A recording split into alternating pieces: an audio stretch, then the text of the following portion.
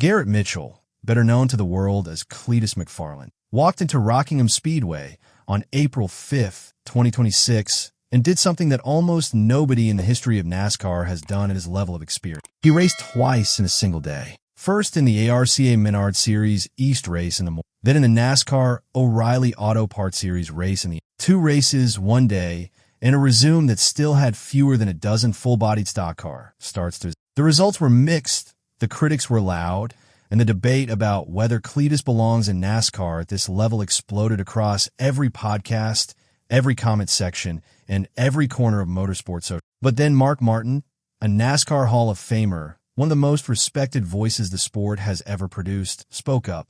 And what he said changed the entire conversation. Before we get into what Martin said, you need to understand who Cleetus McFarland actually is, because if you're only hearing his name through the NASCAR world, you're missing the full picture. Garrett Mitchell, 31 years old, built one of the most loyal automotive audiences on the internet from scratch. He currently has 4.67 million YouTube subscribers, and his live streams for his ARCA and NASCAR appearances have each approached 1 million viewers. He owns the Freedom Factory, a racetrack in Manatee County, Florida, that he bought specifically to produce content. He recently purchased DeSoto Speedway as well. His world is drag racing, crown victorias, burnouts, and controlled chaos.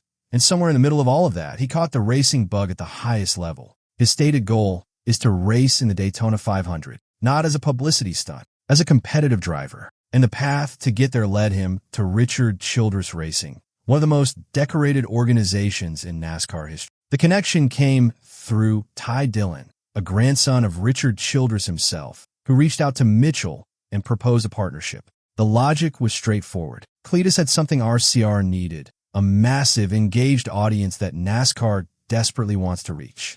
And RCR had something Cleetus needed, elite infrastructure, experienced engineers, and the kind of racing support that could actually accelerate his development as a driver. According to RCR Vice President Danny Lawrence, when Cleetus visited their campus in Welcome, North Carolina, he walked through the engine shop and started identifying specific engine configurations and asking detailed setup questions about camber and caster. As Lawrence put it, he's not just a YouTube personality. He's actually a racer. So that's who showed up at Rockingham Speedway. Now let's talk about what happened there. The morning ARCA Menards Series East race was, by almost every measure, a legitimate performance. Cleetus qualified 7th, which was already ahead of expectations. He then worked his way through the field and finished 4th, a career best in any NASCAR sanction. He wasn't just surviving out there either. The broadcast commentators noted you could literally see him getting better every single lap. He was running top 5 lap times,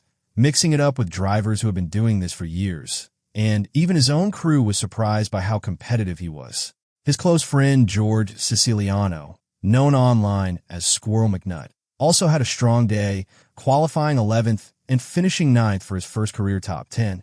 Both cars came home in one piece. That ARCA result alone would have been a newsworthy day for Cleetus McFarland. Then came the O'Reilly Series race in the afternoon, and that's where things unraveled quickly. He qualified 35th, dead last. He admitted on his podcast that he chickened out on his qualifying lap, lifting off the gas when he shouldn't have because the speed toward the wall got to him. He called it chicken footing it. Then the race itself started, and by lap 3, Cleetus had already put himself in a hole he'd spend the next 247 laps trying to climb out of. He attempted a 3-wide pass on the inside, going into turn 1, too aggressive, too early, and lost the back end of the car. He barely saved it, but the damage was done. In NASCAR, that kind of slide generates extreme heat in the tires, and the grip just disappeared. He spent the rest of that run nursing the tires, trying to recover what he'd already burned away. Then the penalties started stacking up. He received a speeding penalty on pit road for pulling into his box too early. He then spun out on his own by overdriving a corner, which flat spotted his tires. That forced his team to put him back on an old set that already had 60 laps on them. And near the end of the race, Austin Hill bumped him onto the apron, leaving Cleetus with completely spent tires and a car that was sliding every time he applied the throttle. His spotter, Ty, came on the radio and told him they had used up all 9 lives and to just chill and get to the finish. He crossed the line 32nd, 6 laps behind race winner William Sawalek. Now here's where the debate started. On the Door Bumper Clear podcast, two veteran voices came out swinging. Freddie Kraft said Cleetus met his expectation, but the way he framed it made clear that wasn't a compliment. He said if you were expecting Cleetus to do much more than that, you were being foolish. He gave him some credit for laying low after the early mistake and not getting in anyone's way, but his main criticism was direct. The car was wasted. In his view, you could put Cleetus in almost any car and he'd finish in the same position. The RCR equipment didn't change the outcome because Cleetus simply isn't at that level. Tommy Baldwin was harsher. With obvious sarcasm, he pointed out that Cleetus had taken a top 5 caliber race team, finished 32nd, went home 6 laps down, and spun out 4 times. He did good. Yeah, he did good. To be fair to both of them, their criticisms aren't baseless. For incidents in one race is a lot. Finishing that far back in some of the best equipment in the field is difficult to frame as a success on pure performance. And that 3-wide move on lap 3 was, by Cleetus' own admission, a terrible idea. But then Mark Martin spoke. Martin addressed the performance directly on the Same Door Bumper Clear podcast, and what he said reframed everything. He didn't exceed my expectations, Martin said. I expected him to run about like he ran. He had a lot of assets going into that with the test and all the people that were surrounding him and helping him. I said on social media, yeah, this place is a lot harder than Daytona. And it is. Dude, you don't have any idea what it takes in the middle or the latter part of the pack at Rock. Martin then said something that cut through all the noise.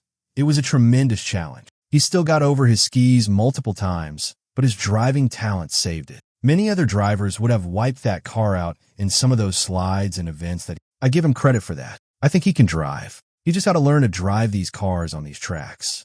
A NASCAR Hall of Famer just said Cleetus McFarland has real, genuine driving talent. Not YouTube fame, not a big audience. Actual talent behind the wheel. And Martin specifically pointed to the slides. The moments where Cleetus should have crashed, where many other drivers would have crashed. That's not luck. That's car control. Justin Allgaier, the 2024 O'Reilly Series champion who leads the 2026 standings, also weighed in with measured but meaningful praise. I thought Cleetus did a great job, Allgaier said. He did a really good job this morning in the ARCA race. I know that today had to be really tough on him, especially with some of the social media stuff that he's had going against in the past few weeks, so I'm proud of him. He put in the effort and tried to make sure he was where he needed to be to have a solid day. When asked whether he'd trust Cleetus enough to push him the draft at Talladega, Allgaier gave the most honest answer possible. I can't answer that because I think there's a couple that we race with weekly that I don't know that I want to draft with at Talladega. That's not a burn. That's just racing honesty. RCR's Danny Lawrence offered his own balanced assessment. It's a big step. This is a hard racetrack, and he did really good a couple of times where he could have spun the car out in front of everybody, and I think if we were to go green tomorrow, it would be way better. He learned a lot in a short amount of time. What Cleetus learned at Rockingham is actually one of the more important parts of this story because it shows the kind of self-awareness that separates drivers who grow from drivers who... The biggest lesson was about side force. When a car is running beside you on the outside, your grip level drops dramatically, almost like having a sudden change in tire pressure. Jesse Love, the former ARCA champion and Cleetus RCR teammate, had tried to warn him about this before the race. Cleetus heard the words.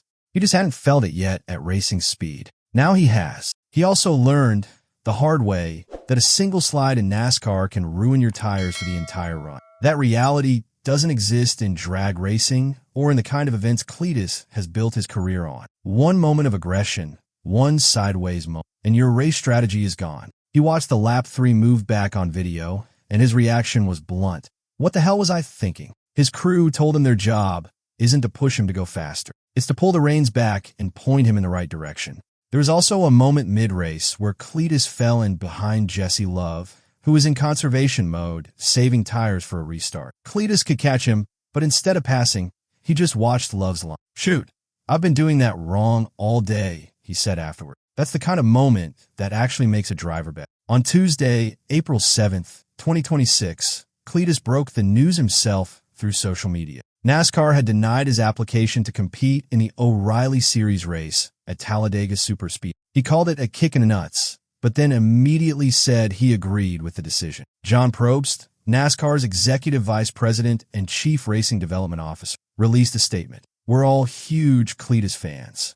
We all watch his videos and are certainly very appreciative of everything he's done in our sport and will continue to do in our. He is approved right now for O'Reilly Series short tracks, which means he's good for all of ARCA, all of truck, and then O'Reilly up through the short tracks. We'd like to see more out of Cleetus in the short tracks. So we're not saying no, but there is more that we would like to see out of Cleetus before we would approve him for Talladega. Danny Lawrence had actually predicted this outcome in the days following the race.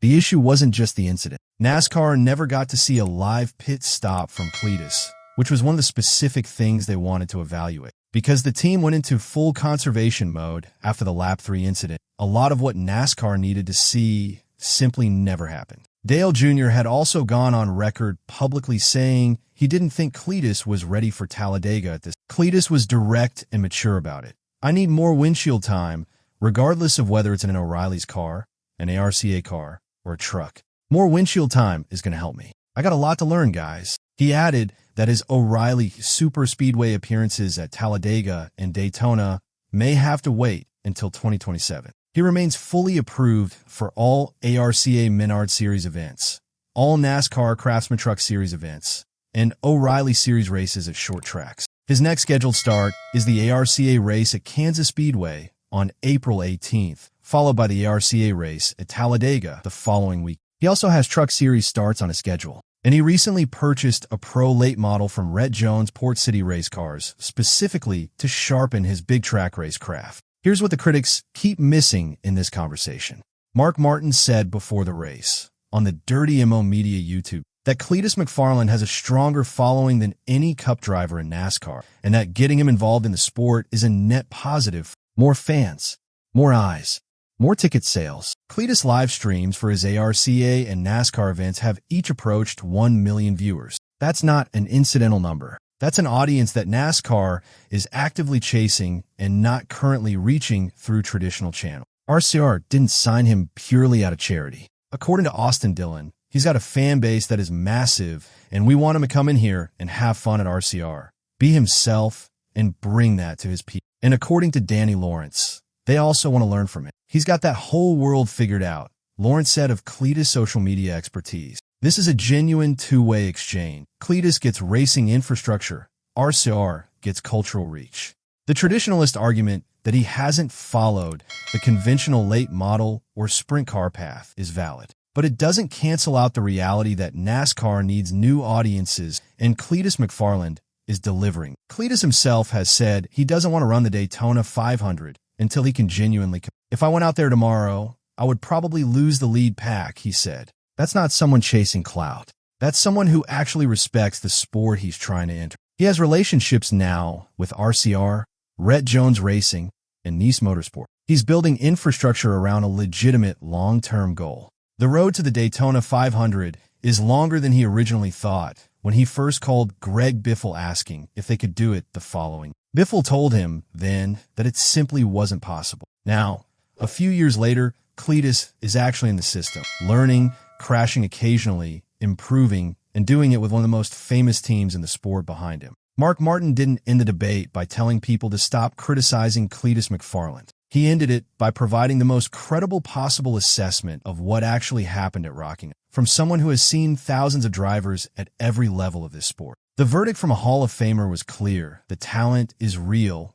the experience is limited, and the potential is there. I think he can drive. You just got to learn to drive these cars on these tracks. When Mark Martin says someone can drive, that's not a throwaway line. That means something.